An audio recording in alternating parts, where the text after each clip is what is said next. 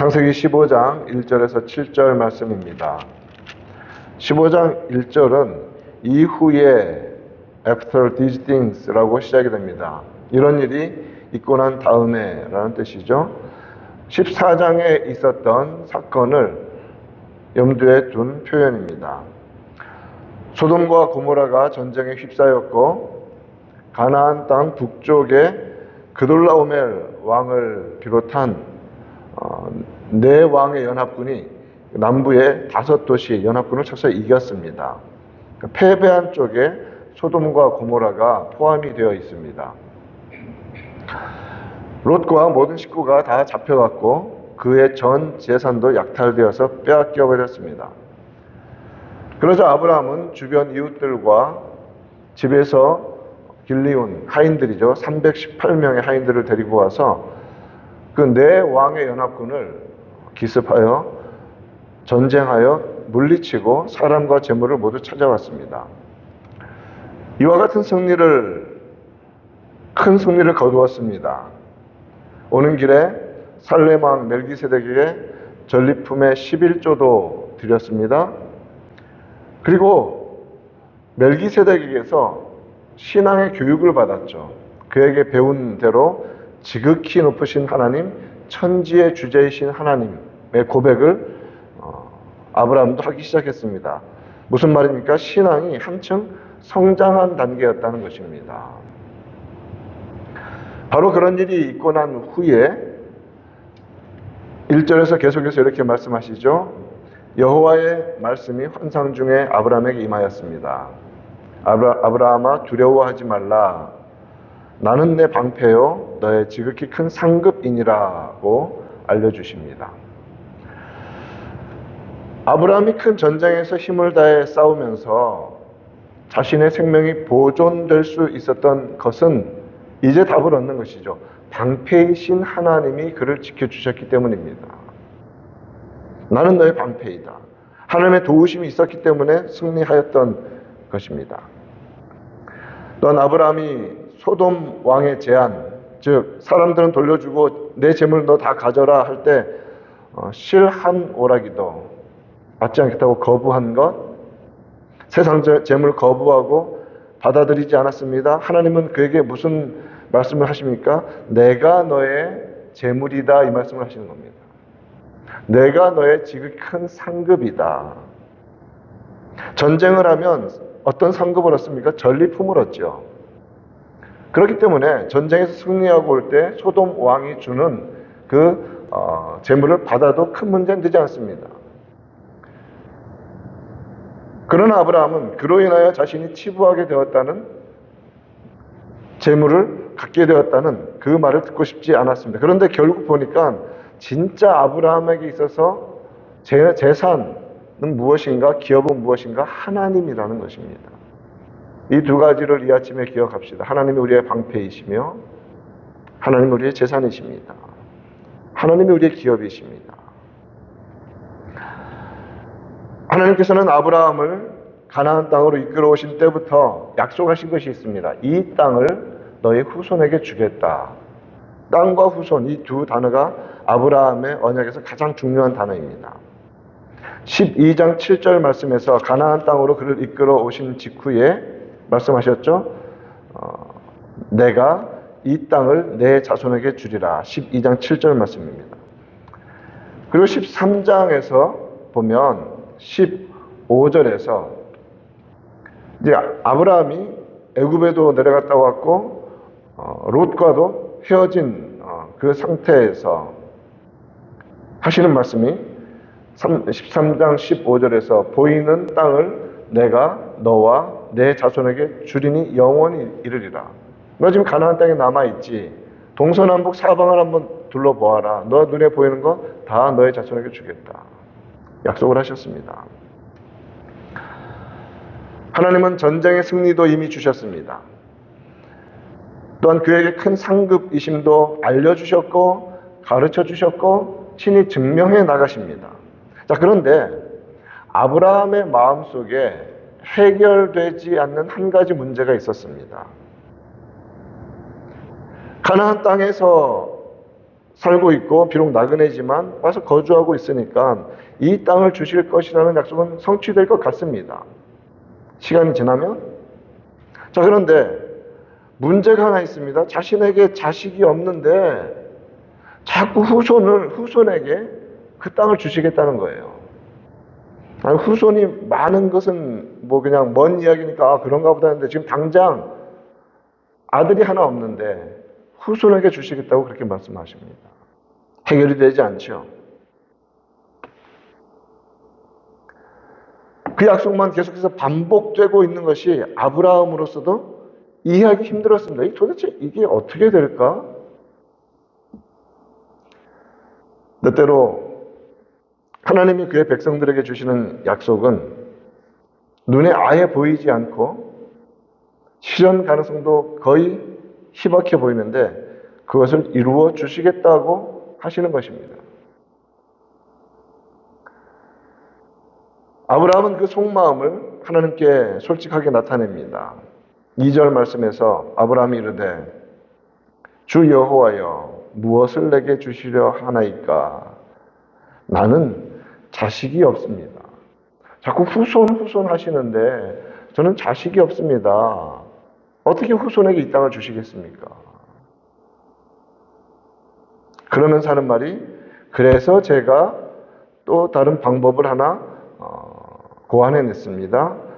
나는 자식이 없으니까 나의 상속자는 이 다메섹 사람 엘리에셀이니이다. 가장 충성스러운 종에게 자신의 재산을 물려주겠다는 것입니다. 나의 상속자입니다. 나의 자식이 아닙니다. 그러면서 하는 말이 3절에서 주께서 내게 씨를 주지 아니하셨으니 내 집에서 길린 자가 내 상속자가 될 것이니이다. 자꾸 후손 하시면서 자식은 안 주시니까 제가 그냥 알아서 하겠습니다. 제가 정하겠습니다. 하나님의 말씀은 변함이 없고 하나님의 신실하심도 영원합니다. 하나님께서 그의 백성들과 자녀들에게 주시는 약속의 말씀들은 그러한 변치 아니하심, 하나님의 변치 아니하심과 하나님의 영원한 신실하심에 기초하고 주어지는 것입니다. 그런데 우리도 아브라함처럼 약속의 말씀을 붙잡지 못하고 이 땅의 인간적인 차원에서 약속된 복을 얻으려고 애쓸 때가 참 많습니다. 상식적으로 눈에 보이는 대로. 그래서 아브라함은 집안에 충성된 하인 중에서 가장 충성도가 뛰어난 엘리에셀을 상속자로 정하여서 재산을 물려주려 했던 것입니다. 하나님께서는 그와 같은 신앙의 단계에 머물러 있는 아브라함에게 선명하게 말씀하십니다. 4절 말씀, 여호와의 말씀이 그에게 임하여 이르시되 그 사람이 내 상속자가 아니라 내 몸에서 날 자가 내 상속자가 되리라. 너의 자식이 너의 상속자가 될 것이다. 그런 후에 5절에서 직접 그를 이끌고 밖으로 나가셔서 말씀하십니다. 아마 밤이었던 것 같습니다. 하늘을 우러러 무별을 셀 수 있나 보라. 도시에서는 별이 잘 안 보이죠. 그러나 그 당시 그렇게 밤에는 깜깜하고 오염된 것이 아무것도 없는 상태에서 여러분 아시지 않습니까? 정말 은하수 물이 흐르는 것처럼 엄청난 별들이 있지 않습니까? 깨끗한 하늘에. 그 보여주시면서 한번 세봐라. 내 자손이 이와 같으리라. 시청각 교육을 하시는 거죠. 첫 번째 약속은 아브라함을 통하여 태어날 자녀가 있을 것이라는 약속이었고 그가 상속자가 될 것이라는 약속이었습니다. 그렇게 아브라함을 통해 태어날 상속자를 뒤이어 형성될 자손들의 숫자가 실로 많아질 것인데 하늘의 별을 보여주시면서 그와 같이 많아질 것이다 라고 하셨던 것입니다. 하나님은 자비와 긍휼의 하나님이십니다. 그의 자녀들의 아픔을 외면하지 않으십니다. 심지어 하나님은 그의 아들을 보내셔서 그가 구원하실 그의 자녀들과 같은 자리까지 성육신 내려오게 하셨습니다. 히브리서 2장 17절 말씀에서는 그가 범사의 형제들과 같이 되심이 마땅하도다. 이는 하나님의 일에 자비하고 신실한 대제사장이 되어 백성의 죄를 속량하려 하심이라. 먼저는 하나님이 아브라함을 이해하시고 아신다는 것이고 우리 역시도 마찬가지죠. 예수님께서 인간이 되신 것처럼 우리를 아신다는 말입니다. 아픔을 아시고 고통을 아시고 이해하시고. 그런데 예수님을 믿을 때, 하나님을 믿을 때 정말 중요한 것이 하나 더 있습니다. 하나님을 우리와 같은 반열에서만 이해하려고 해서는 안 된다는 것입니다. 예수 그리스도를 우리와 같은 인간으로만 이해하려고 해서는 안 된다는 것입니다. 무엇이 있습니까? 하나님은 우리와 근본적으로 다른 유일하신 하나님이십니다. 하나님은 창조주이십니다. 우리는 피조물입니다. 하나님은 그의 뜻대로, 그가 정하신 뜻대로 세상을 주관해 나가십니다. 우리는 그의 뜻 안에서 순종하며 그의 성취되는 약속들을 믿음으로 받고 순종하며 살아가는 자들입니다. 이사야 55장 8절과 9절 말씀은 선명하게 이것을 선언해 주십니다. 이는 내 생각이 너희의 생각과 다르며 하나님의 생각이 우리의 생각과 다릅니다. 우리가 생각하는 대로 하나님 생각해 달라고 요구해서도 안 됩니다. 항상 마지막에는 내 생각이 하나님 앞에 옳지 않을 수 있다는 사실을 항상 기억해야 합니다. 하나님의 생각은 우리 생각과 다릅니다. 하나님의 길은 내 길은 너희의 길과 다름이니라. 여호와의 말씀이니라. 이는 하늘이 땅보다 높음같이 내 길은 너희의 길보다 높으며 내 생각은 너희의 생각보다 높음이니라. 때로는 이해할 수 없는 많은 일들이 벌어질 때 결국 그 모든 것들이 하나님의 뜻대로, 하나님의 생각대로, 하나님의 길대로 간다는 것을 우리는 항상 인정하고 고백해야 할 것입니다. 하나님께서 다메섹 사람 엘리에셀을 상속자로 삼겠다는 아브라함을 이끌고 나가셨습니다. 밤하늘의 별을 보여주시면서까지도 시청각 교육을 통해서 어떤 일을 행하실지 가르쳐 주셨습니다. 이러한 모든 하나님의 인도하심 속에 들어있는 메시지는 무엇입니까? 너가 이해하는 차원에서 나는 일하지 않는다라는 말씀이죠. 너에게 필요한 것은 너를 통해 이렇게 많은 자손들이 믿음과 약속의 땅을 차지하게 될 것을 믿는 믿음이다 라는 것을 가르쳐 주신 것입니다. 그때 아브라함은 또 한 번 믿음의 도약을 합니다. 지금 계속해서 우리는 12장부터 아브라함이 믿음의 성숙함을 단계별로 이루고 있는 장면을 보고 있습니다. 지금 이 순간이 또 그런 한순간이 됩니다.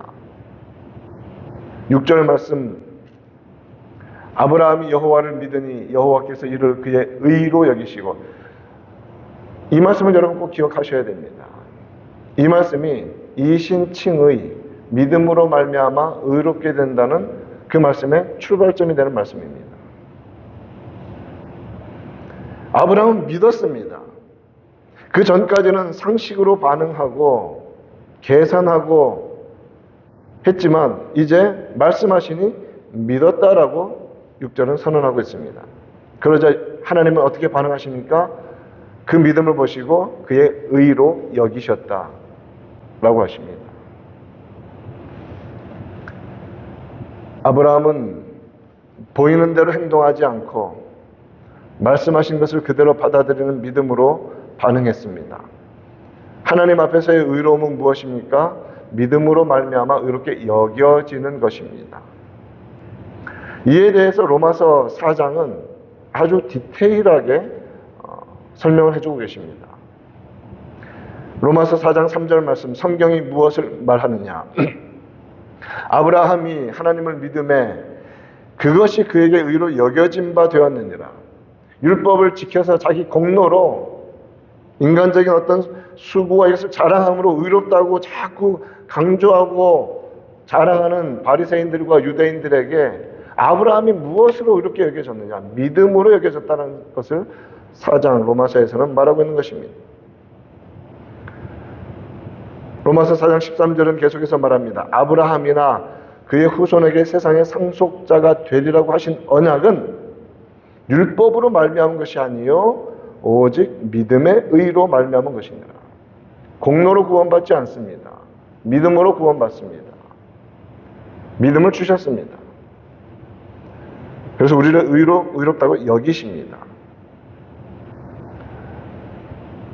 이러한 놀라운 구원의 핵심이 되는 믿음을 오늘 15장 6절에서 아브라함이 보이기 시작한 것입니다.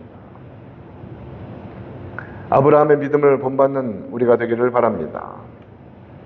로마서 4장 20절과 21절은 계속해서 이렇게 말합니다. 믿음이 없어 하나님의 약속을 의심하지 않고 견고하여져서 하나님께 영광을 돌리며, 그러니까 믿음이 없는 상태에서는 의심하게 되는데 믿음을 딱 가지니까 약속하신 것을 붙잡는다는 겁니다. 의심이 사라집니다. 견고해집니다. 하나님께 영광을 돌립니다. 약속하신 것을 또한 능히 이루실 줄을 확신하였다라고 합니다. 이 믿음이 어디까지 가냐면 이제 물론 그 안에 또 넘어지는 그런 업앤다운이 있을 수 있지만 결국 하나님께서 이삭을 바쳐라 할 때 바치는 그 믿음까지 이어져가는 출발이 오늘 아브라함이 하나님을 믿었다는 여기서 출발합니다. 믿음이 바른 믿음의 행동을 가지고 옵니다. 바른 믿음을 가지고 있으면 예수님께서 말씀하신 것처럼 열매가 맺혀집니다. 그런 믿음의 열매가 있는 우리가 되기를 간절히 축원합니다. 그러므로 우리의 믿음은 어떠해야 합니까? 하나님 앞에서 우리에게 요구되는 것은 말씀하시는 하나님에 대한 믿음입니다. 그러면 하나님의 말씀을 믿는 믿음으로 우리는 나아갑니다. 히브리서 11장 1절에서 말하는 것처럼 믿음은 바라는 것들의 실상이요 보이지 않는 것들의 증거라고 하셨습니다. 우리는 주님 오실 때를 믿음으로 바라봅니다. 눈에 보이지 않지만 확실합니다. 그것을 증명하는 것이 우리에게 끊임없는 믿음을 주심과 하나님의 말씀에서의 끊임없는 약속입니다. 오늘도 그러한 믿음을 가지고 주님 앞에서 걸어가는 믿음의 성도들 다 되기를 우리 구주 예수님의 이름으로 축원드립니다.